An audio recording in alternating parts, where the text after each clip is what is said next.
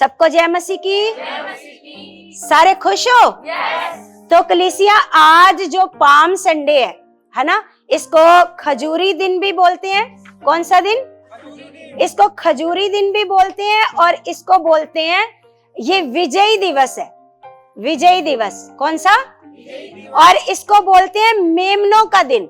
इसको मेमनों का दिन बोलते हैं क्योंकि आपको पता है पुराने समय में जब इजरायली लोग मिस्र में गुलाम थे, इधर देखो, अब सब भूल जाओगे बाद में मैंने आपको क्या बताया। जब इजरायली लोग मिस्र में क्या थे, तो मूसा जब उनको छुड़ाने के लिए जाता है तो जो राजा होता है फिरौन, वो उनको छोड़ना नहीं चाहता क्योंकि उसको मुफ्त के गुलाम मिले थे, काम करवाता था, मजदूरी करवाता था, वो उनको छोड़ना नहीं चाहता था। फिर 10 विपत्तियां मिस्र के ऊपर आई। कितनी विपत्तियां? 10। तो उस विपत्ति में एक विपत्ति लास्ट में ये आई कि जब मिस्र के उन्होंने कहा, परमेश्वर ने कहा, ऐसे वचन में तो ऐसे लिखा है कि मैं ऐसे आऊंगा और मैं इनके सारे पैलोठों को, लेकिन परमेश्वर ऐसा नहीं करते। जब आप परमेश्वर का वचन नहीं मानते, परमेश्वर के आज्ञाकार नहीं रहते, तब शैतान काम करता है। कौन काम करता है? क्योंकि परमेश्वर प्रेम करने वाला परमेश्वर है। क्या है परमेश्वर? और पता है क्या हुआ जब ये 10वीं विपत्ति आई, तो क्या हुआ इस विपत्ति में? इस विपत्ति में मिस्र के जितने भी, चाहे वो राजा है, चाहे गरीब है, चाहे अमीर है, चाहे वो जानवर है, उन सब के जो पहलौठे बच्चे थे वो क्या होने शुरू हो गए? मरने शुरू हो गए। लेकिन परमेश्वर ने इजरायलियों को एक बात कही कि तुम लोग क्या करो, आज के दिन एक मेमना बलिदान करो। क्या करो? बलिदान करो, और उस मेमने का लहू जिसकी चौखट पर लगा होएगा, उसमें उस घर में कोई भी पहलौठा नहीं मरेगा। उस घर में कोई भी पहलौठा नहीं मरेगा जिसके घर के बाहर मेमने का। और उस त्योहार को क्या बोलने लगे? फसह का त्योहार। कौन सा त्योहार? कौन सा त्योहार? जैसे हम इसके बारे में देखते हैं, निर्गमन की पुस्तक में शायद लिखा होगा 12 अध्याय, या गिनती में या निर्गमन में।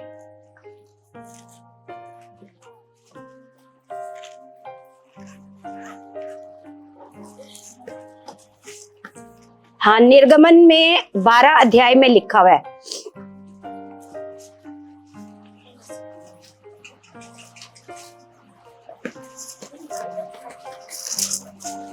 एटी वन पेज है। तो यहाँ पर 12 का 1 से अगर आप पढ़ते हो तो यहाँ पर लिखा फसह का पर्व। कौन सा पर्व?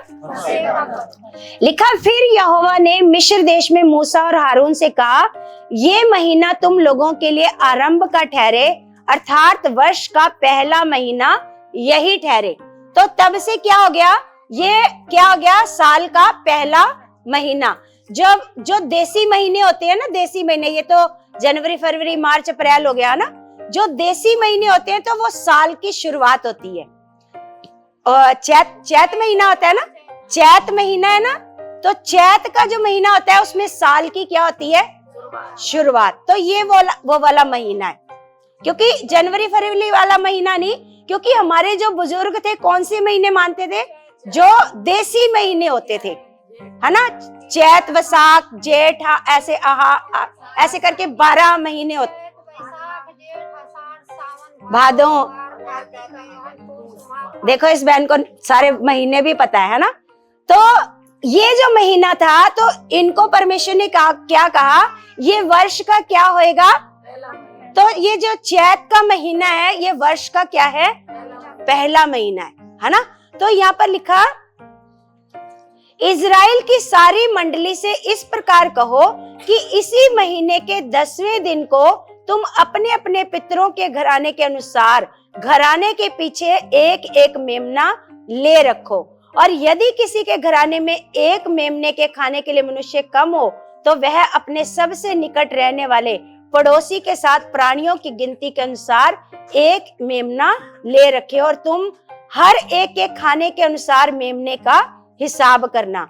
तुम्हारा मेमना निर्दोष और 1 वर्ष का नर हो। और लिखा और उसे चाहे भेड़ों में से लेना चाहे बकरियों में से। तो ये क्या था? मेमना बलिदान करना था। इस महीने में क्या करना था? मेमना बलिदान करना था। और जो मेमना जो बलिदान का दिन है वो कौन सा दिन है? वो गुड फ्राइडे का दिन है। कौन सा दिन है? लेकिन जो आज का दिन है वो क्यों खास दिन है? वो क्यों खास दिन है वो मैं आपको बताना चाहती हूँ कि ये जो मेमना लेके रखना था, इस मेमने को अपने घर में लाना था, वो आज का दिन है।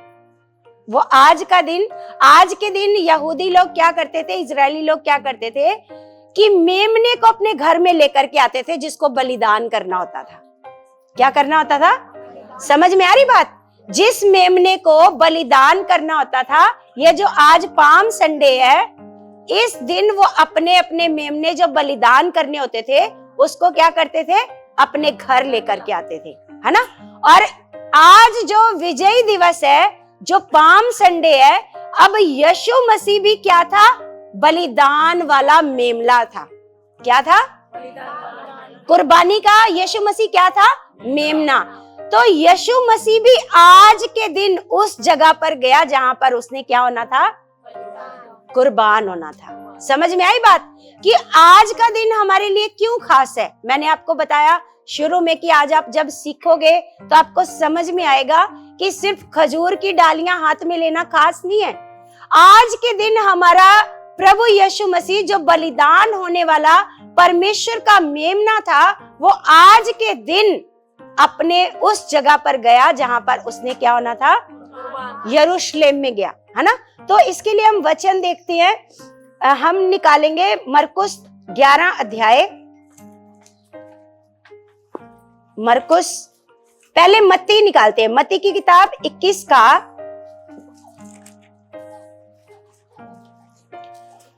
का 1 से पढ़ते हैं। ये जो वचन है मरकुस में भी है, मत्ती में भी है, लूका में भी है, यूहन्ना में भी है, ये जो वचन है। तो मत्ती 21 का 1 से हम लोग पढ़ते हैं। तो अगर आप इसकी हेडिंग पढ़ोगे तो क्या लिखा है? यरूशलेम में विजय प्रवेश। अब यरूशलेम में प्रभु यीशु मसीह आज के दिन क्या कर रहे हैं? विजय प्रवेश कर रहे हैं, क्योंकि वो पहले से अपने आप को क्या घोषित कर रहे हैं? प्रभु यीशु मसीह विजयी हैं। यीशु मसीह क्या है? विजयी। और प्रभु यीशु मसीह के साथ साथ हम सब भी क्या है? विजयी हैं। हमने भी क्या करा? शैतान के कामों को हराया। जब हमारी गवाही बनती है ना, इधर देखो सामने, जब हमारी गवाही बनती है तो उससे पहले हम भी क्या करते हैं? शैतान को हराते हैं। तभी जाकर हमारी क्या बनती है? तभी हमारी जीत होती है। जब हमारी जीत होती है फिर हम गवाह बनते हैं, हम गवाही के साथ आते हैं। हालेलुया। तो यहाँ पर लिखा जब वे यरूशलेम के निकट पहुंचे और जैतून पहाड़ पर बैतफगे के पास आए, तो यीशु ने 2 चेलों को यह कहकर भेजा, सामने के गांव में जाओ। वहां पहुंचते ही एक गधी बंधी हुई और उसके साथ बच्चा तुम्हें मिलेगा। क्या बोला उसने अपने चेलों को?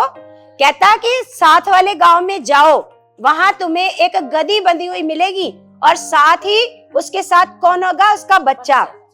उन्हें खोलकर मेरे पास ले आओ। क्या बोला प्रभु ने? यदि तुमसे कोई पूछे तो कहना कि प्रभु को इनका प्रयोजन है, मतलब प्रभु को इनके साथ काम है। तुमसे कोई पूछे ये क्यों लेके जा रहे हो, तो क्या कहना? प्रभु को क्या है? काम है। तो तब वह तुरंत उन्हें भेज देगा। ये इसलिए हुआ कि जो वचन भविष्यद्वक्ता के द्वारा कहा गया था वह पूरा हो। सियोन की बेटी से कहो, देख तेरा राजा तेरे पास आता है, वह नम्र है और गधे पर बैठा है, वह लादू के बच्चे पर, है ना। देखो, चेलों ने जाकर जैसा यीशु ने उनसे कहा था वैसा ही किया और गधी और बच्चे को लाकर उन पर अपने कपड़े डाले और वह उन पर बैठ गया। तब बहुत से लोगों ने अपने कपड़े मार्ग में बिछाए और अन्य लोगों ने पेड़ों से डालियां काटकर मार्ग में बिछाई। जो भीड़ आगे आगे जाती थी और पीछे पीछे चली जाती थी, पुकार पुकार कर कहती थी, दाऊद के संतान को होशना। धन्य है वह जो प्रभु के नाम से आता है, आकाश में होशना।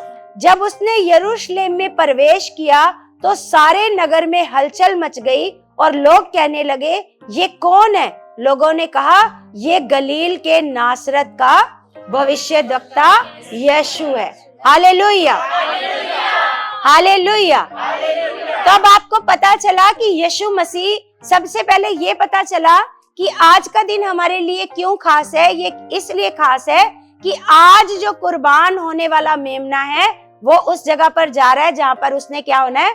कुर्बान होना है। और दूसरा, हम इसको खजूरी संडे इसलिए बोलते हैं, वहां पर लोगों को कुछ दिखाई नहीं दिया प्रभु का स्वागत करने के लिए। और ये कितने दिन पहले की बात है? जैसे आज संडे है और शुक्रवार के दिन प्रभु यीशु मसीह क्रूस पर ऐसे कुर्बान हुए। हालेलुया। शुक्रवार को क्या हुए? यीशु मसीह क्रूस पर क्या हुए? और आपको पता है, ये जो मेमना घर पर लेकर आते थे, इधर देखो, सारे सामने देखो, सामने, ये जो मेमने को घर पर लाते थे और एक समय था कि इसी समय पर मेमना कुर्बान करना है, और वो समय था 3 बजे का। कितने बजे का? कितने बजे का? 3 बजे। और आपको पता है प्रभु यीशु मसीह को भी कितने बजे ऐसे क्रूस पर मृत्यु आई? 3 बजे। क्योंकि सुबह 9 बजे प्रभु यीशु मसीह को क्रूस पर टांग दिया, और मृत्यु कितने बजे आई? 3 बजे दोपहर को कितने बजे? 3 बजे। और क्योंकि वही समय जो यहूदियों के मेमने के बलिदान करने का समय था, उसी समय पर परमेश्वर का मेमना क्या हुआ? बलिदान हुआ। वो हम सबके लिए बलिदान हुआ। हालेलुया। तो कलीसिया, इन्होंने क्या करा? आज क्या करते हैं? आज चर्चों में खजूर की डालियां तो लेके जाते हैं, लेकिन सबसे पहले हमको इसका मतलब पता होना चाहिए। क्या होना चाहिए? क्योंकि उस समय पर लोगों को कुछ नहीं दिखाई दिया। यहाँ पर लिखा है पेड़ों की डालियां काट काट कर और अपने कपड़े उतार कर लोगों ने क्या किया? उस रास्ते पर बिछा दिया जहां पर प्रभु यीशु मसीह ऐसे जा रहे थे। मैंने एक वीडियो डाली थी कि यीशु मसीह गधे पर ही क्यों ऐसे सवार हुए। सुनिए, आपने सुनिए क्यों गधे पर ही ऐसे सवार हुए। हम एक वचन देखते हैं जहां पर यीशु मसीह की भविष्यवाणी करी थी। जकरिया की पुस्तक निकालते हैं, जकरिया की पुस्तक,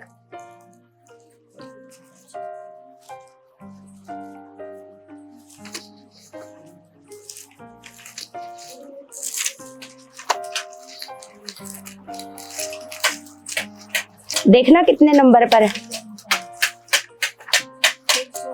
1097।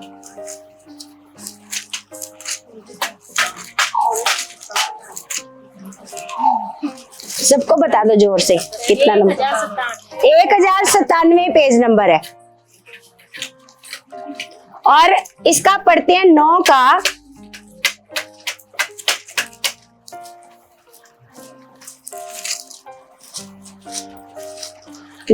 9।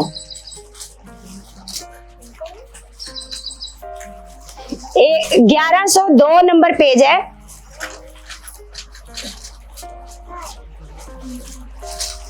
अगर आप इसकी हेडिंग पढ़ो तो यहाँ पर क्या लिखा है? सियोन का आगामी राजा। आगामी का मतलब होता है आने वाला राजा। आगामी का मतलब क्या होता है? आने वाला राजा। और आपको पता है यीशु मसीह गधे पर ही क्यों सवार होकर के आए? क्योंकि यीशु जो गधा है वो एक शांत जानवर है। क्या है? वो शांत है, वो नम्र है, वो दीन है। और गधा ऐसा जानवर है कि आप उसके ऊपर कितना भी बोझ लाते जाओ, उसने नहीं बोलना कि और बोझ मत ला दो मेरे ऊपर। इसीलिए प्रभु यीशु मसीह ने, क्योंकि प्रभु यीशु मसीह गधे पर इसीलिए सवार हुए क्योंकि उनके लिए पहले से क्या हो चुकी थी? भविष्यवाणी। और भविष्यवाणी में ये भी बताया कि वो किस पर बैठकर आएगा? गधे पर, है ना? तो यहाँ पर लिखा है, हे सियोन बहुत ही मगन हो, हे यरूशलेम जय जयकार कर, क्योंकि तेरा राजा तेरे पास आएगा। वह धर्मी और उद्धार पाया हुआ है ना? जो हमारा राजा है क्या है? वो धर्मी और वह दीन है। क्या है? दीन है। और गधे पर वरन गधी के बच्चे पर चढ़ा हुआ आएगा। इसके लिए पहले से परमेश्वर ने ये नियुक्त किया था कि प्रभु यीशु मसीह जब यरूशलेम में प्रवेश करेंगे, कुर्बानी के लिए वो प्रवेश करेंगे, तो वो किस पर जाएंगे? गधे पर जाएंगे, है ना। तो लिखा है क्योंकि वो गधी के बच्चे पर चढ़ा हुआ आएगा, मैं अप्रेम के रथ और यरूशलेम के घोड़े नष्ट करूंगा और युद्ध के धनुष तोड़ डाले जाएंगे और वह जाति जाति से शांति की बातें कहेगा। वह समुद्र से समुद्र और महानद से पृथ्वी के दूर दूर के देशों तक प्रभुता करेगा। हालेलुया। ये जकरिया भविष्यद्वक्ता ने क्या करी? प्रभु यीशु मसीह के यरूशलेम में जाने की क्या करी? भविष्यवाणी। क्या करी? भविष्यवाणी करी, क्योंकि वो मन में दीन है, वो तुम्हारा राजा है और वो किस पर बैठकर आएगा? गधे पर बैठकर आएगा और जाति जाति से वो क्या कहेगा? शांति की बातें कहेगा। Hallelujah, hallelujah. तो कलीसिया, ये जो विजय आज जो हम मना रहे हैं, ये है विजय दिवस। कौन सा दिवस है? ये है यीशु मसीह का विजयी दिवस। तो आज जो हमें परमेश्वर ने ये विजयी दिवस हमें जीत दिलाई है, यीशु मसीह ने खुद कुर्बान होकर हमें क्या दिलाई है? क्या दिलाई है? हमें जीत दिलाई है। हमें पता चला कि हमारा जो प्रभु यीशु मसीह है वो हम सब के लिए क्या हुआ? कुर्बान हुआ। और हमारे सारे रोगों को उसने क्रूस के ऊपर क्या किया? हमारी सारी शर्मिंदगी को। कलीसिया, चाहे शैतान हमारे लिए कितनी शर्मिंदगियां सामने रखे, लेकिन केवल एक यीशु का नाम और हमारा जो मन के अंदर विश्वास है, वो क्या करता है? उन सारी शर्मिंदगियों को क्या कर देता है? क्या कर देता है? वो सारी शर्मिंदगियां आपके विश्वास करने से क्या हो जाएंगी? खत्म। जैसे वो आपको शर्मिंदा देखना चाहता है, पाप में डालेगा आपके बच्चों को, है ना, नशे में डालेगा। लोग बोलेंगे देखो देखो फलाने का बच्चा ऐसा है ना। वो शर्मिंदा देखना चाहता है, ये शर्मिंदगियां देना चाहता है शैतान। लेकिन हमारे प्रभु यीशु मसीह ने कांटों का ताज पहनकर हमारी सारी शर्मिंदगी को क्या कर दिया? क्या कर दिया? देखो आज का आप अपना जीवन देखो, और जब हमारा जीवन था, एक जीवन था जिसमें हम हर पल शर्मिंदा होते थे, है ना। एक हमारा जीवन था किसी पाप के कारण या बुराई के कारण या गरीबी के कारण या श्रापों के कारण हमें क्या होना पड़ता था? शर्मिंदा होना पड़ता था। लेकिन आज हम जैसे ही अपना मन स्ट्रांग करते हैं, जैसे अपने प्रभु पर विश्वास करते हैं, तुरंत वो शर्मिंदगी क्या हो जाती है? तुरंत वो शर्मिंदगी क्या हो जाती है? वो खत्म हो जाती है, क्योंकि हमारे लिए शर्मिंदगी है ही नहीं। हमारे प्रभु यीशु मसीह ने कांटों का ताज पहनकर उस शर्मिंदगी को क्या कर दिया? खत्म कर दिया। Hallelujah, hallelujah. तो अब हमें प्रभु ने क्या दिलाई है? हमें जीत दिलाई है। प्रभु यीशु मसीह ने क्या दिलाई है? हमें जयवंत जीवन दिया हमारे परमेश्वर ने। हालेलुया। आपको हारने वाला जीवन नहीं दिया कि आप हार कर बैठ जाओ, जी अब तो कुछ ठीक नहीं हो सकता, है ना, अब तो ये बीमारी जा ही नहीं सकती क्योंकि अब तो डॉक्टरों ने जवाब दे दिया, है ना। आप हार कर बैठ जाओ, जी अब तो कुछ नहीं हो सकता। लेकिन परमेश्वर कहता है जहां पर सारी उम्मीद खत्म हो जाती है, वहां परमेश्वर की आशा शुरू होती है। Hallelujah, hallelujah. वहां पर फिर परमेश्वर के काम शुरू होते हैं, जहां पर आप बिल्कुल हार जाते हो। लेकिन आपने बिल्कुल अपने मन को हारने नहीं देना, क्योंकि परमेश्वर ने हमें वचन के द्वारा बताया है कि तुम हारे हुए नहीं हो, तुम हारे हुए। हम एक वचन निकालते, पहला कुरिन्थियों 15 अध्याय। क्योंकि प्रभु यीशु मसीह की जीत के द्वारा, प्रभु यीशु मसीह के विजय दिवस के द्वारा हमें क्या मिला है? हमें जीत मिली है। तो पहला कुरिन्थियों 15 अध्याय 15 का हम पढ़ेंगे 57।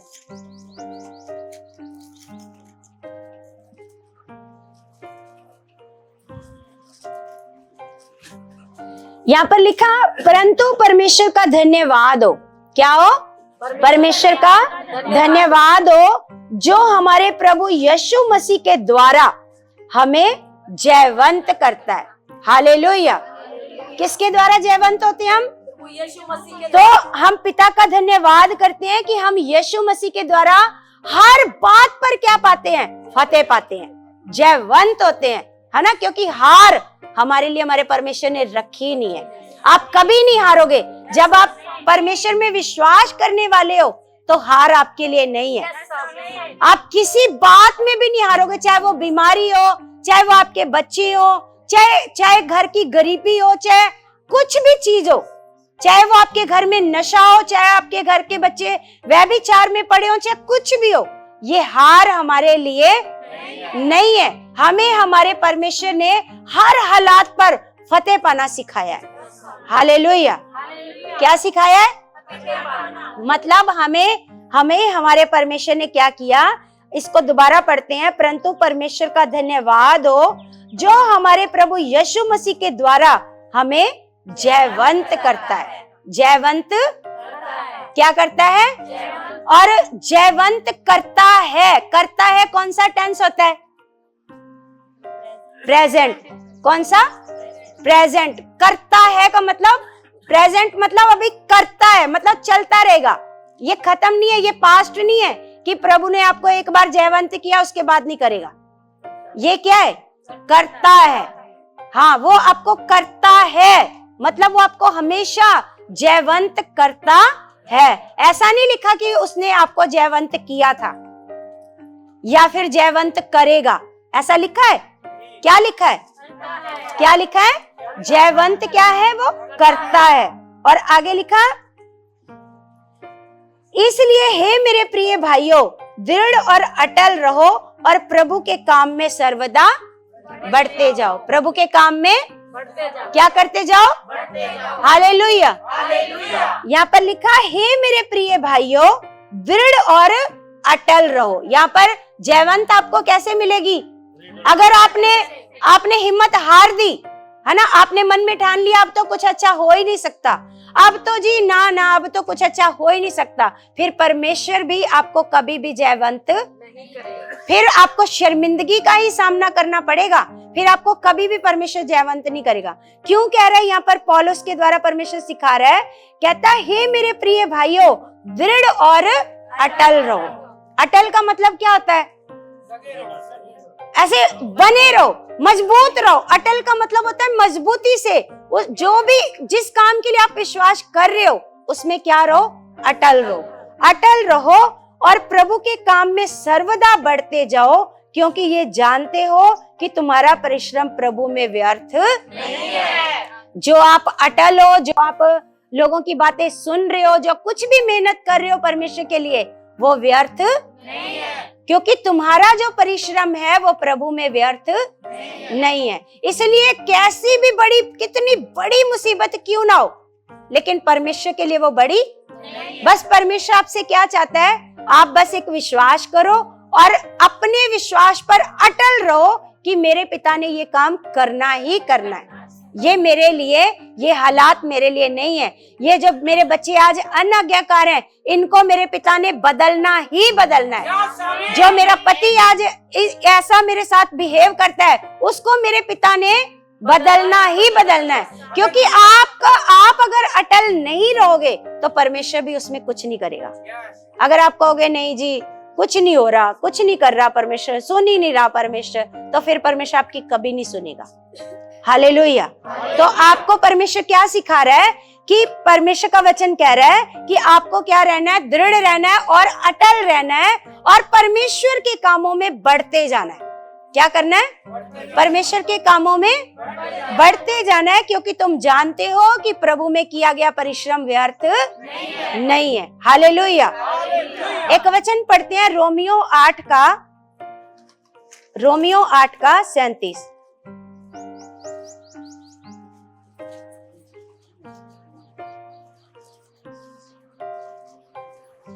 यहाँ पर लिखा, परंतु इन सब बातों में हम उसके द्वारा जिसने हमसे प्रेम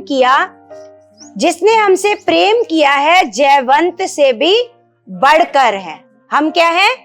क्या कह रहा है परमेश्वर का वचन? हम जयवंत से भी क्या हैं? क्योंकि परमेश्वर ने हमसे क्या किया है? प्रेम किया है। परंतु इन सब बातों में हम उसके द्वारा जिसने हमसे प्रेम किया है जयवंत से भी जयवंत से भी बढ़कर है, यहाँ पर परमेश्वर पहले कह रहा है तुम जयवंत हो, अब कह रहा है जयवंत से भी क्या हो, बढ़कर है, तुम बढ़कर हो। और आगे कह रहा है क्योंकि मैं निश्चय जानता हूं कि ना मृत्यु, ना जीवन, ना स्वर्गदूत, ना प्रधानताएं, ना वर्तमान, ना भविष्य, ना सामर्थ, ना ऊंचाई, ना गहराई और ना कोई और सृष्टि हमें परमेश्वर के प्रेम से जो हमारे प्रभु यीशु मसीह में है अलग कर सकेगी। इन सारी चीजों में से कोई भी चीज हमें परमेश्वर के प्रेम से अलग नहीं कर सकती। हालेलुया, जोर से बोलो हालेलुया। तो सच में देखो परमेश्वर ने, यीशु मसीह ने अपनी कुर्बानी देकर आपको क्या किया है, आपको क्या किया है। तो इसलिए प्रभु यीशु मसीह ने जब कुर्बानी के लिए ऐसे प्रवेश ही किया यरूशलेम में, तो उसको पहले से क्या बोल दिया, विजयी प्रवेश। क्या बोल दिया, विजयी प्रवेश। यरूशलेम में प्रभु यीशु मसीह का विजयी प्रवेश। तो आज के दिन प्रभु यीशु मसीह ने यरूशलेम में प्रवेश किया, तो आज हम इसको मनाते हैं विजयी दिवस। क्या मनाते हैं, विजयी दिवस। तो सच में हमें हमारा जो परमेश्वर का वचन है वो हमें प्रभु पर विश्वास करना सिखाता है। प्रभु यीशु मसीह की कुर्बानी पर क्या करना सिखाता है, विश्वास करना सिखाता है कि परमेश्वर के लिए कोई भी कार्य करना मुश्किल नहीं है। जैसे वो भाई कह रहा है मेरा नशा नहीं छूट रहा, परमेश्वर के लिए कुछ भी मुश्किल नहीं है मुश्किल। विश्वास से कहो ये नशा मेरे लिए नहीं है। रोज रोज, भाई इधर सुनो, आपको अगर नशा परेशान करता है तो उसको रोज रोज प्रार्थना में उखाड़ना है कि यीशु के नाम से आउट हो मेरे जीवन से, तेरा मेरे जीवन पर कोई अधिकार नहीं है। जब हमें हमारे अधिकार का पता चलेगा कि ये अधिकार मेरे पास है, कि ये क्योंकि ये जो नशा है ये परमेश्वर की ओर से आया हुआ नहीं है, किसकी ओर से आया हुआ है ना। तो हमें परमेश्वर ने शत्रु की सारी सामर्थ पर क्या दिया है, शत्रु की सारी सामर्थ पर क्या दिया है। जैसे गरीबी है ये किसकी ओर से है, क्लेश किसकी ओर से है ना, बीमारी किसकी ओर से है, और जो जो चीजें शत्रु की ओर से हैं हमें हमारे पिता ने उस पर क्या दिया है, अधिकार दिया है कि तुम उसको विश्वास से क्या कर सकते हो, उखाड़ के फेंक सकते हैं, है ना। चाहे आपके घर में कितना बड़ा क्लेश क्यों ना हो, लेकिन अगर आप विश्वास में डट जाओगे तो क्लेश आपके घर से उसको उखाड़ना पड़ेगा, नशा आपकी बॉडी से उखड़ना पड़ेगा, उसको जाना पड़ेगा, क्योंकि वो ठहर ही नहीं सकता जहां पर यीशु के नाम पर विश्वास किया जाता है। क्योंकि जहां पर विश्वास किया जाता है वो बंदा जयवंत से भी क्या है, बढ़कर है। वो शैतान के सारे कामों पर जीत पा चुका है। Hallelujah, hallelujah. एक वचन हम पढ़ते हैं, व्यवस्था विवरण 20 अध्याय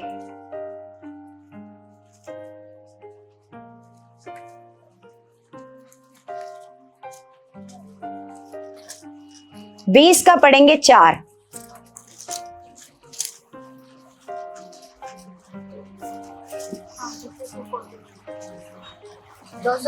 नंबर पेज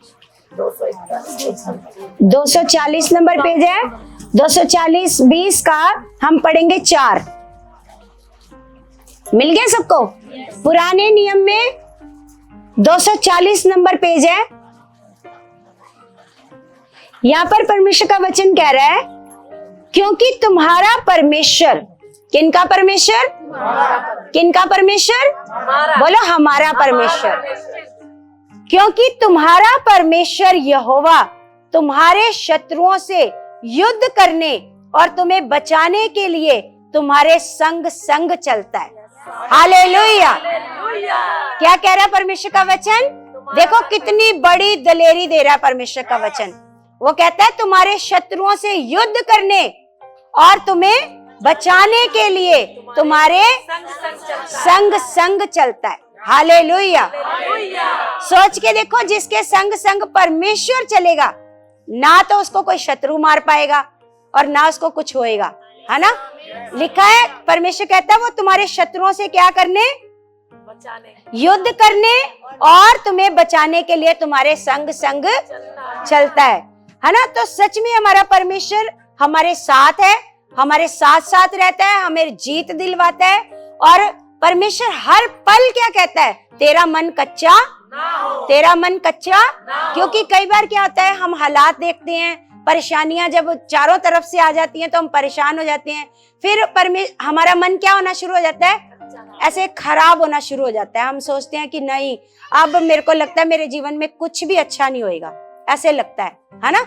जब आपको पता है नियोमी का पति भी मर गया, उसके दोनों बेटे भी मर गए, है ना। जब नियोमी का क्या मर गया, पति भी मर गया, उसके दोनों बेटे मर गए, तो अब नियोमी ने अपनी बहुओं को कहा, अब तुम जाओ, अब मेरे जीवन में कुछ भी अच्छा नहीं हो सकता, तुम जाओ अपने अपने घर को। वो एक बार को सोच के बैठ गई कि अब मेरे जीवन में कुछ भी अच्छा नहीं हो सकता। लेकिन वहीं अगर रूत विश्वास करने वाली नहीं होती, है ना, तो फिर सच में नियोमी के जीवन में कुछ भी अच्छा नहीं होना था। लेकिन अगर उसने विश्वास किया तो परमेश्वर उसके साथ साथ रहा, उनकी सारी शर्मिंदगियों को खत्म किया। परमेश्वर ने उसको वो घराने से परमेश्वर ने ब्लेस किया जिस घराने से यीशु मसीह ने आना था। आपको पता है रूत का जो बच्चा पैदा हुआ, है ना, तो वो आगे जिस वंश से यीशु मसीह ने पैदा होना था वो वही वंश था। सोच के देखो परमेश्वर के साथ वफादारी, सोच के देखो परमेश्वर कहां पर आपको ऊंचाइयों पर लेकर जाता है जब आप परमेश्वर के साथ क्या करते हो, वफादारी करते हो, है ना। हालेलुया। उसने एक बार ठान ली, उसने कहा कि मैं जहां तू जाएगी वहां मैं जाऊंगी, जो तेरा परमेश्वर होएगा वो मेरा परमेश्वर होएगा, है ना। उसकी जेठानी तो चली गई कि मुझे क्या करना पड़ेगा, अपनी सास की सेवा करनी पड़ेगी, इसको कमा के खिलाना पड़ेगा, है ना, इसके लिए मेहनत करनी पड़ेगी। वो तो चली गई, उसको बोला कि जा तू चली जा, तू भी शादी कर ले दोबारा जा करके, है ना। लेकिन रूत ने ऐसे, उसने कहा नहीं, उसने परमेश्वर पर क्या कर लिया, विश्वास कर लिया। उसने अपनी सास की सेवा करी, उसने बोला जो जहां तू जाएगी वहां मैं जाऊंगी। उसको पता था कि अभी पता नहीं हमारे कितने दिन स्ट्रगल के होंगे, उसको ये नहीं पता था कि जाते ही उसके लिए सब कुछ अच्छा हो जाएगा। लेकिन परमेश्वर पर जो बंदा विश्वास करता है उसके लिए फिर कुछ भी गलत नहीं। परमेश्वर आगे से आगे, आपको भी नहीं पता होता, परमेश्वर आपके लिए रास्ते खोल रहा होता है, परमेश्वर काम कर रहा होता है, आपकी प्रार्थनाओं और आपके विश्वास के द्वारा परमेश्वर काम कर रहा होता है। लेकिन आपको नजर नहीं आ रहा होता, परमेश्वर काम कर रहा होता है। आज भी आपको अगर लग रहा है ना कि परमेश्वर नहीं सुन रहा, परमेश्वर नहीं कर रहा, वो काम कर रहा है, वो आपकी प्रार्थनाओं पर काम कर रहा है, वो आपके परिवार के बच्चों पर काम कर रहा है, आपके पतियों पर काम कर रहा है परमेश्वर। आपको ऐसा लगता है कि वो नहीं होएगा, नहीं बदलेगा, नहीं सुधरेगा, लेकिन एक दिन आएगा जब आपके विश्वास के द्वारा आप बड़ी गवाही के साथ आओगे यीशु मसीह के नाम से। हालेलुया। अब हम एक वचन पढ़ते हैं, यूहन्ना 16 अध्याय।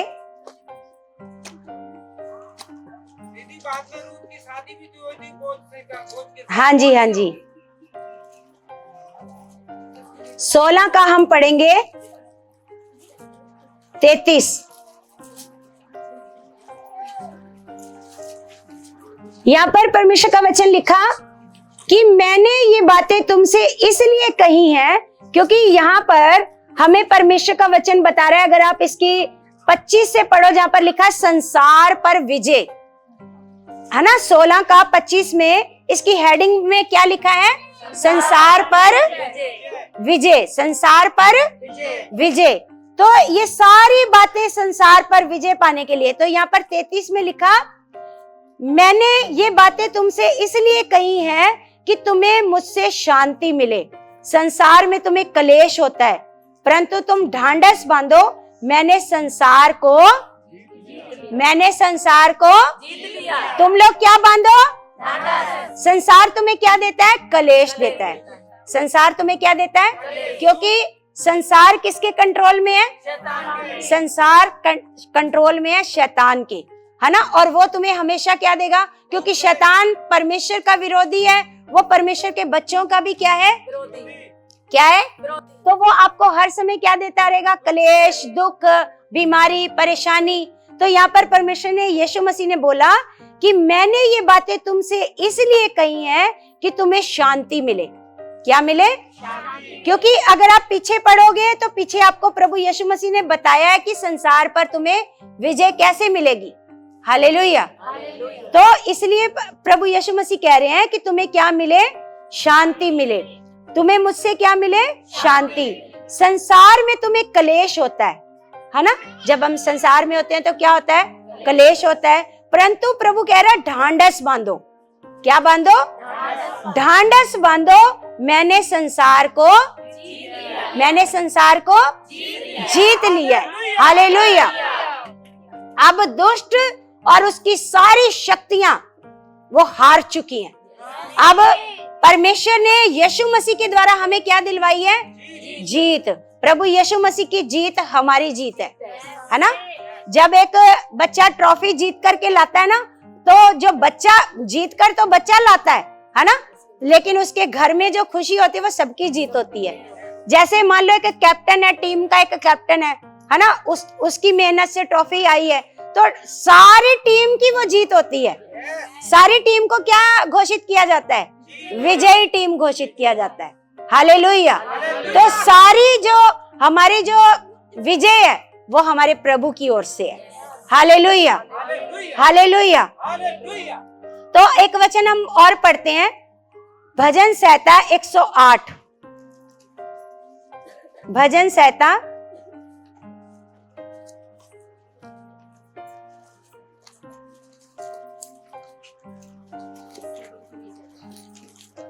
108 का हम पढ़ेंगे 13।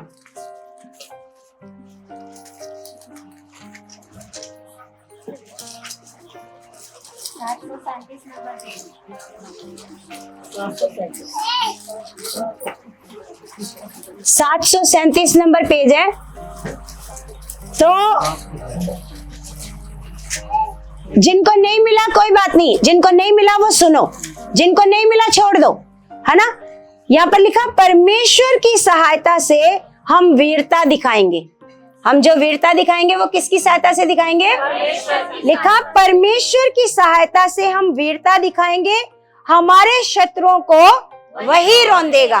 हालेलुया। हमारे शत्रुओं को वही रौंदेगा। क्योंकि हम जो वीरता दिखाएंगे वो किसकी सहायता से दिखाएंगे? क्योंकि अगर परमेश्वर आपकी मदद ना करे, सहायता ना करे, तो आप कभी भी वीरता नहीं दिखा सकते। एक सेकंड में हम संसार में देखते हैं लोग फांसी लगाकर मर जाते हैं, है ना? लोग हालातों को क्या नहीं कर पाते? बर्दाश्त नहीं कर पाते, तो वो क्या करते हैं? मर जाते हैं। क्योंकि उनकी सहायता करने वाला कोई नहीं है, क्योंकि वो सहायता मांगते नहीं है परमेश्वर से। लेकिन हमारा पिता हमारी वीरता में भी क्या करता है? परमेश्वर कहता है परमेश्वर की सहायता से हम क्या दिखाएंगे? वीरता दिखाएंगे, हमारे शत्रुओं को वही रौंदेगा। हमारे शत्रुओं को हालेलुया। तो आज के जितने वचन है ना कलीसिया, वो आपको जीत दिलवाने वाले वचन है। वो आपको हमेशा क्या दिलवाएंगे? ऐसे आपको ऐसे और उत्साहित करेंगे कि आप अकेले नहीं हो, है ना? आप अकेले इधर देखो सामने, आप अकेले नहीं हो। आपके संग संग कौन चलता है? परमेश्वर। अभी हमने वचन में पढ़ा ना, वो क्या करता है?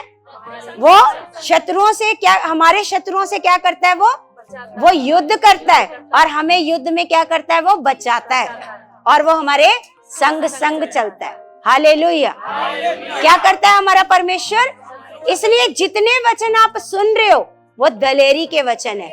आप कभी भी अपने जीवन में हारोगे नहीं, कभी निराशा आपके जीवन में नहीं आएगी। आप हमेशा उत्साहित होते जाओगे, क्योंकि आपकी सहायता करने वाला कौन है? परमेश्वर। कौन सहायता करेगा? परमेश्वर। कौन आपको वीर बनाएगा? परमेश्वर। कौन आपको उत्साहित करेगा? परमेश्वर। क्योंकि वो आपके संग संग चलता है, वो आपकी मदद करता है। हालेलुया।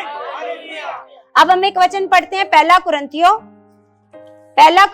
1 का 10 का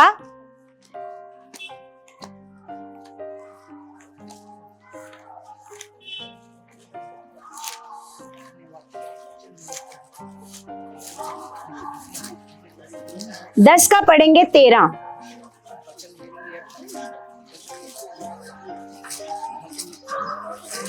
10:13 में लिखा है कलीसिया कि तुम किसी ऐसी परीक्षा में नहीं पड़े जो मनुष्य के सहने से बाहर है ना।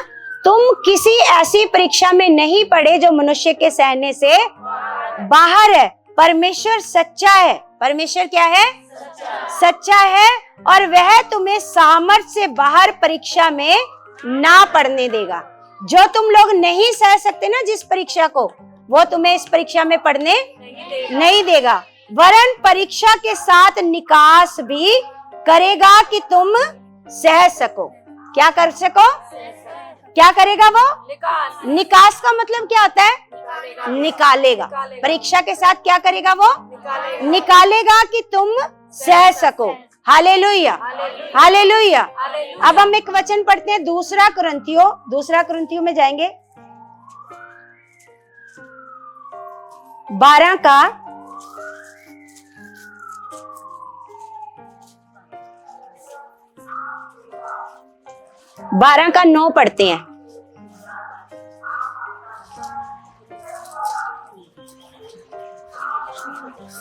यहाँ पर लिखा, यहाँ पर अगर आप ऊपर पढ़ो तो यहाँ पर पौलुस परमेश्वर से क्या कर रहा है? प्रार्थना कर रहा है। क्या प्रार्थना कर रहा है? क्योंकि कुछ लोग ऐसे उसके जीवन में हैं जो परमेश्वर के काम में क्या डाल रहे हैं?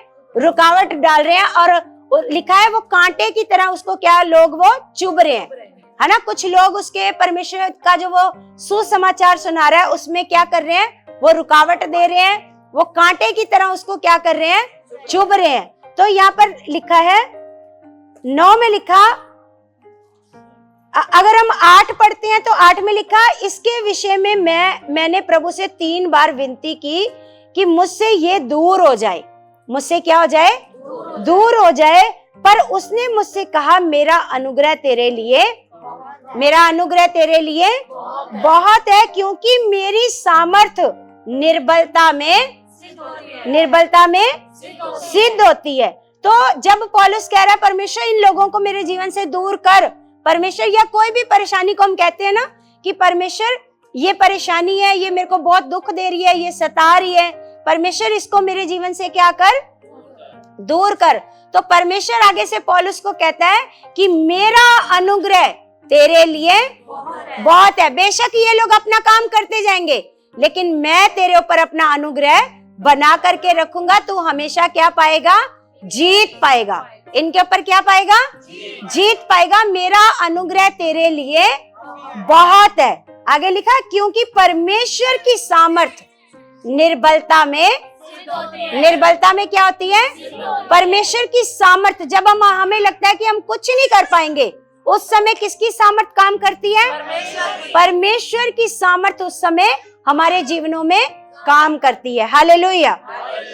तो यहाँ पर पौलुस को कहता है, पौलुस को परमेश्वर ऐसे जवाब देता है, क्योंकि मेरा अनुग्रह तेरे लिए बहुत है, क्योंकि मेरी सामर्थ निर्बलता में सिद्ध होती है। इसलिए मैं बड़े आनंद से अपनी निर्बलताओं पर घमंड करूंगा कि मसीह की सामर्थ मुझ पर छाया करती रहे। वो कहता, मैं अपनी निर्बलताओं पर क्या करूंगा? क्यों घमंड करूंगा? क्योंकि परमेश्वर ने कहा निर्बलता में मैं तेरे साथ हूं। वो कहता, मैं घमंड करूंगा कि अपनी निर्बलताओं पर, क्योंकि परमेश्वर की सामर्थ मेरे ऊपर क्या करती रहे? क्या करती रहे? Hallelujah, hallelujah. और एक वचन पढ़ेंगे याकूब की किताब, याकूब 1 का, आगे जाओ थोड़ा, याकूब की किताब मिलेगी।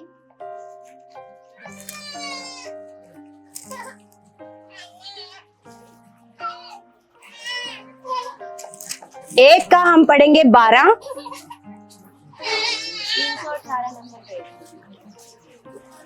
318 नंबर पेज है। और जिसको मिल जाता ठीक है, जो जिसको नहीं मिलता वो ऐसे सुनने में मन लगाया करो। यहाँ पर लिखा, धन्य है वह मनुष्य जो परीक्षा में स्थिर रहता है। धन्य है वह मनुष्य जो परीक्षा में स्थिर रहता है, क्योंकि वह खरा निकलकर जीवन का वह मुकुट पाएगा जिसकी प्रतिज्ञा प्रभु ने अपने प्रेम करने वालों से की है। Hallelujah, hallelujah. तो परमेश्वर का वचन कहता है जब आपके ऊपर कोई हालात आता है, जब आपके ऊपर कोई परीक्षा आती है, तो वो जो परमेश्वर उसको कह रहा है वो धन्य है जो उस परीक्षा में क्या रहता है, ऐसे स्थिर रहता है, मजबूत रहता है, कभी अपने मन को खराब नहीं करता, कभी ये नहीं कहता परमेश्वर से कुछ नहीं हो रहा, परमेश्वर कुछ नहीं कर सकता, है ना, कभी ये नहीं कहता। वो क्या रहता है, परीक्षा में क्या रहता है, यहाँ पर परमेश्वर उसको धन्य कह रहा है। क्या कह रहा है परमेश्वर? धन्य है वह मनुष्य जो परीक्षा में स्थिर रहता है, क्योंकि वह खरा निकलकर, जब आप परीक्षा में, जब आप हालातों में भी परमेश्वर के साथ खड़े हो, मजबूत हो, आपको विश्वास है कि मेरा पिता है, वो इस हालातों को मेरा पिता परमेश्वर क्या कर देगा, दूर कर देगा, है ना। ये हालात मेरे लिए बनाए नहीं मेरे परमेश्वर ने। जब वो बंदा परीक्षा में, हालातों में भी क्या करता है, धन्यवाद करता है, अपना मन नहीं खराब होने देता। चाहे बीमारी के लिए आप लगातार प्रार्थना भी कर रहे हो, वो बीमारी नहीं जा रही, या कोई किसी हालात के लिए आप प्रार्थना कर रहे हो, वो हालात नहीं जा रहा, आप फिर भी विश्वासी हो, फिर भी क्या हो, विश्वास कर रहे हो परमेश्वर के ऊपर, तो परमेश्वर कहता है कि तू धन्य है। वो खरा निकलकर जीवन का वह मुकुट पाएगा जिसकी प्रतिज्ञा प्रभु ने अपने प्रेम करने वालों से की है। फिर जब आप हालातों में स्थिर रहते हो, फिर परमेश्वर आपको वो मुकुट देता है, आपको वो बड़ी गवाही से ब्लेस करता है जिसकी प्रतिज्ञा परमेश्वर ने आपसे की है। जो परमेश्वर को प्रेम करते हैं उनसे वो बड़े बड़े वादे करता है। मैं तुम्हें बड़ी बड़ी गवाहियों के साथ खड़ा करूंगा, मैं तुझे पृथ्वी की छोर तक क्या बनाऊंगा, गवाह। क्या बनाऊंगा, गवाह बनाऊंगा। ये परमेश्वर का वादा है हमारे साथ। तो फिर परमेश्वर कहता है कि वो खरा निकलकर जीवन का वह मुकुट पाएगा जिसकी प्रतिज्ञा प्रभु ने अपने प्रेम करने वालों से की है। जब किसी की परीक्षा हो तो वह यह ना कहे कि मेरी परीक्षा परमेश्वर की ओर से होती है ना। जब किसी के ऊपर कोई हालात आता है, कोई मान लो परीक्षा, तो समझ लो ये ना कहना कि ये परीक्षा मेरे जीवन में किसकी ओर से आई है। तो आगे क्या लिखा है, क्योंकि ना तो बुरी बातों से परमेश्वर की परीक्षा हो सकती है और ना वह किसी की परीक्षा आप करता है। वो किसी की परीक्षा, क्योंकि यहाँ पर हमें साफ परमेश्वर का वचन बता रहा है कि वो किसी की भी परीक्षा नहीं लेता, नहीं परमेश्वर किसी की परीक्षा करता।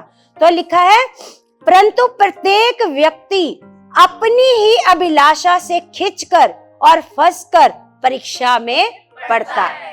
कैसे पड़ता है? जब आप शैतान की बातों में फंस जाते हो, अभिलाषाओं में फंस जाते हो, वो कहेगा रहने दे, आज तेरी हालत ठीक नहीं है, आज आराम कर ले घर पे, है ना। तो आप किस में फंस गए?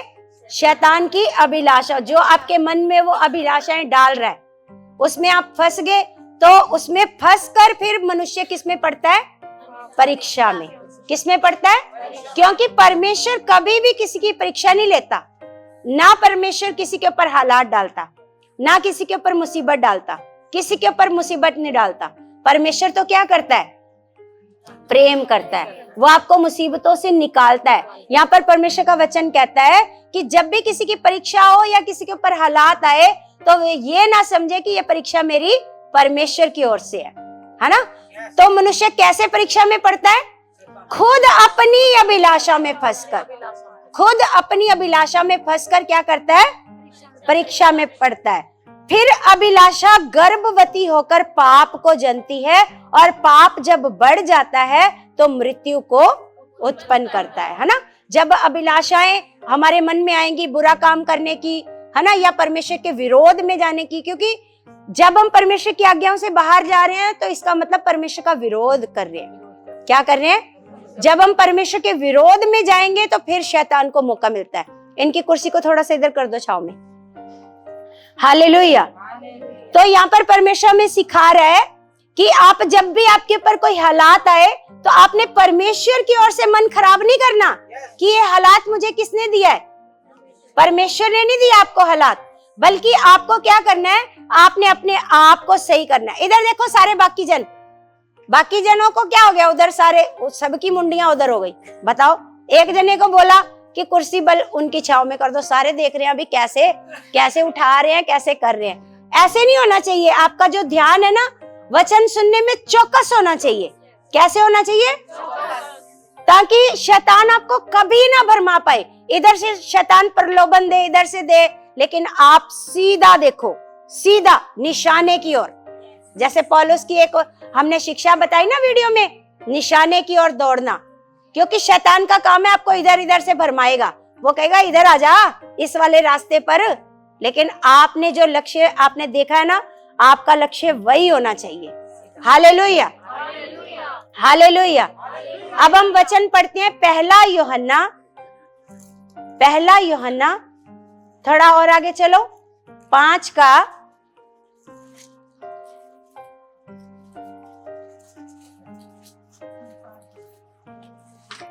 हम 5 का 1 से पढ़ते हैं। इसको भी उठा दो कोई। हालेलुया। सीधे होकर बैठो, सीधे सीधे, ऐसे ऐसे करके, हाँ ऐसे करके। तो इसकी हेडिंग में क्या लिखा है? संसार पर जय पाना। संसार पर जय पाना। संसार पर जय पाना। अब हमने शुरू में सीखा कि हमारे प्रभु यीशु मसीह ने हमें क्या दिया है? जयवंत जीवन दिया है। यीशु मसीह के द्वारा हमें क्या मिला है? जयवंत जीवन। क्या मिला बोलो? जयवंत जीवन। तो अब ये जो संसार है, यहाँ पर संसार किसको बताते हैं? पता है ना सबको? संसार यहाँ पर किसको बता रहे हैं? यहाँ पर लोगों को नहीं बता रहे संसार। हाँ, तो यहाँ पर लिखा है जिसका ये विश्वास है कि यीशु ही मसीह है, वह परमेश्वर से उत्पन्न हुआ है। क्या लिखा है? कि जिसका ये विश्वास है कि यीशु ही मसीह है, वो किससे पैदा हुआ है? परमेश्वर से। और जो कोई उत्पन्न करने वाले से प्रेम रखता है, वह उससे भी प्रेम रखता है जो उससे उत्पन्न हुआ है। लिखा है जब हम परमेश्वर से प्रेम रखते हैं और उसकी आज्ञाओं को मानते हैं, तो इसी से हम जानते हैं कि हम परमेश्वर की संतानों से प्रेम रखते हैं। जब हम परमेश्वर की आज्ञाओं को मानते हैं तो हमें पता चलता है हाँ, हम परमेश्वर की संतानों से क्या रखते हैं? क्योंकि परमेश्वर से प्रेम रखना ये है कि हम उसकी आज्ञाओं को माने। परमेश्वर से प्रेम रखना क्या है? कि हम उसकी आज्ञाओं को, और उसकी आज्ञाएं कठिन नहीं। कठिन है बोलो? नहीं। उसकी आज्ञाएं कठिन नहीं है। लिखा क्योंकि जो कुछ परमेश्वर से उत्पन्न हुआ है वह संसार पर जय प्राप्त करता है ना? आप सारे किससे उत्पन्न हुए हो? आप सारे किससे उत्पन्न हुए हो? तो यहाँ पर परमेश्वर का वचन क्या कह रहा है? जो कोई परमेश्वर से उत्पन्न हुआ है वो संसार पर क्या प्राप्त करता है? क्या प्राप्त करता है? और संसार पता आपको क्या देता है? आपको क्रोध, बुराई, लड़ाई, झगड़ा, क्लेश, ये संसार की ओर से है।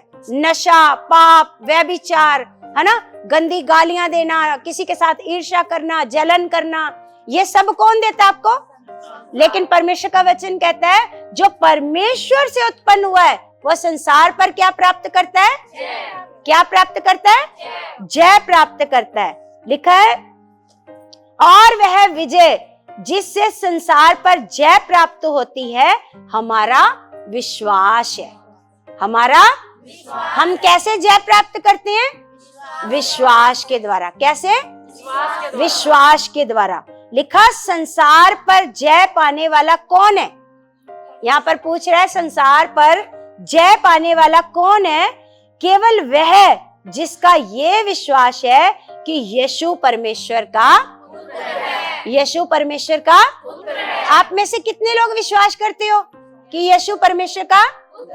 तो इसका मतलब आप संसार पर जय पाने वाले हो। आप सारे कौन हो? आप सारे मानते हो ना यीशु परमेश्वर का पुत्र है? सारे मानते हो? तो अगर आप सारे मानते हो तो देखो आपके बारे में क्या लिखा है। ये आपके बारे में लिखा है। क्या लिखा है? संसार पर जय पाने वाला कौन है?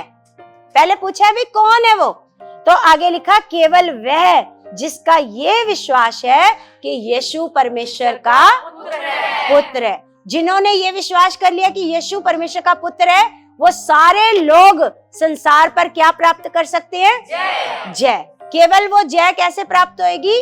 विश्वास के द्वारा। और यहाँ पर बताया कि जो परमेश्वर को प्रेम करता है वो उसकी आज्ञाओं को मानता है, वो उसकी आज्ञाओं को मानता है, और जो उसकी आज्ञाओं को नहीं मानता वो उसको प्रेम नहीं करता, वो उसको प्रेम नहीं करता। जो परमेश्वर कहेगा, परमेश्वर ने कहा अपने दुश्मनों से भी क्या करो? क्या करो? अपने दुश्मनों से भी प्रेम करो। तो हमें इस आज्ञाओं को, इन आज्ञाओं को मानना है। अगर हम नहीं मानते तो हमारे अंदर परमेश्वर का प्रेम नहीं है, हमारे अंदर परमेश्वर का प्रेम नहीं है। अगर हम सच में परमेश्वर को प्रेम करते हैं तो हमें क्या करना है? परमेश्वर की सारी आज्ञाओं को मानना है। और भी परमेश्वर की बहुत सारी आज्ञाएं हैं, है ना? पाप से दूर रहना है ना? बुराई नहीं करना, चोरी नहीं करना, ठगी नहीं करना, किसी को धोखा नहीं देना, पराई स्त्री की ओर बुरी नजर से नहीं देखना, है ना? तो ये सारी परमेश्वर की क्या है? क्या है परमेश्वर की?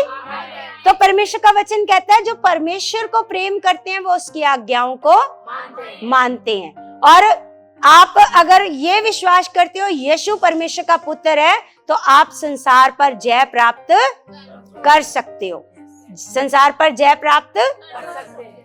तो कोई काम परमेश्वर की नजर में ऐसे मुश्किल नहीं है, या आपके लिए भी कोई काम करना मुश्किल नहीं है ना? जैसे पौलुस कहता है, मैंने एक वचन आपसे पिछली बार पूछा था कि जो मुझे सामर्थ देता है उसमें मैं कहाँ लिखा है?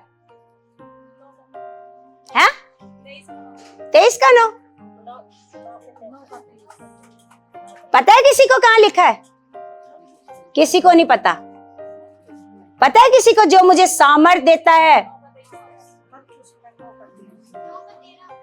वो पिछले वाला वचन बताया जा रहा है, वो तो वो है कि विश्वास करने वालों के लिए, है ना? वो तो वो वचन है।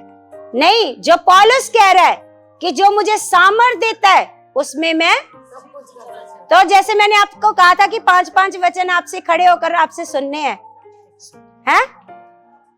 नहीं, फिलिपियों की पुस्तक 4 अध्याय,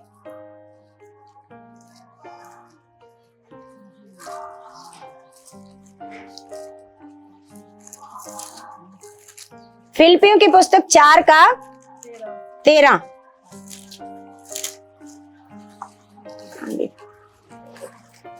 4 का 13 में क्या लिखा? पढ़ो आप पढ़ो, क्या लिखा है? जो मुझे सामर्थ देता है उसमें मैं सब कुछ कर सकता हूँ। देख के तो पढ़ लो भाइयों बहनों, क्या लिखा है? जो मुझे सामर्थ देता है उसमें मैं सब कुछ कर सकता हूँ। इसका मतलब आपके लिए कुछ भी मुश्किल नहीं है। आपको परमेश्वर सामर्थ देता है सब कुछ करने की। सब कुछ करने की क्या देता है? सामर्थ देता है। पौलुस कहता है मैं तो सब कुछ कर सकता हूँ। क्या आप कर सकते हो सब कुछ? शैतान को हरा सकते हो? यहाँ पर खड़े होकर 5 वचन बता सकते हो? हालेलुया। कोई याद करके आया 5 वचन कौन से सुनाने हैं? बस एक ही योद्धा है बस, बाकी 5 वचन आपको कहा था यहाँ पर खड़े होकर कोई भी 5 वचन सुना करके जाओ और ये बताओ कि कौन सा वचन कहाँ लिखा है। अच्छा 2 जने हो गए तैयार, 3 हो गए तैयार। अच्छा और बाकी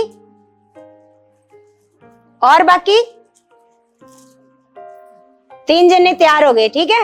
अभी आपसे सुनते हैं वचन, ठीक है। और जो नहीं याद करके आए ना, अगली बार आपसे 5 वचन सुनने हैं। कोई भी 5 वचन आप याद करके आओ और ये याद करके आओ कि ये वचन कहाँ लिखे हैं, ठीक है ना। तो ऐसा नहीं हमने सिर्फ यहाँ पर आना है, बैठना है और घर चले जाना है ना। ऐसे मसीह बनना चाहते हो?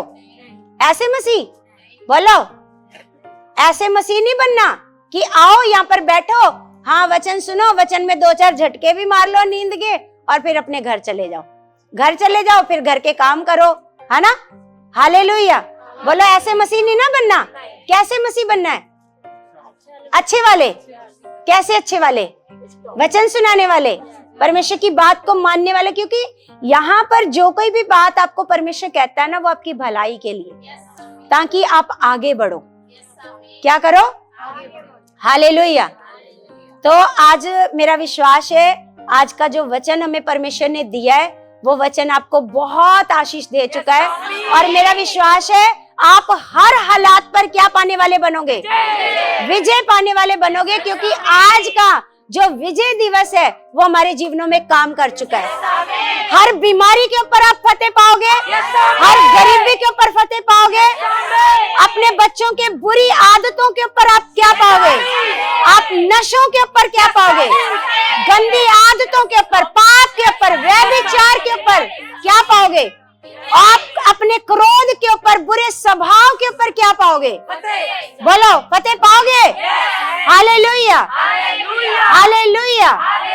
तो मेरा विश्वास है परमेश्वर आपको ब्लेस कर चुका है और आपको हर हालात के ऊपर जीत दिलवा चुका है, यीशु मसीह के नाम से। आमीन।